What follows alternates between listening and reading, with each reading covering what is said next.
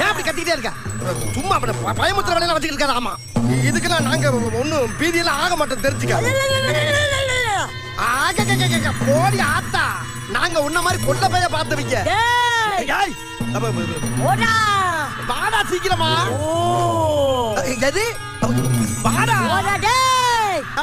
இந்த பார், என்ன பத்தி உனக்கு தெரியாது. நான் ரொம்ப பயங்கரமானவன்.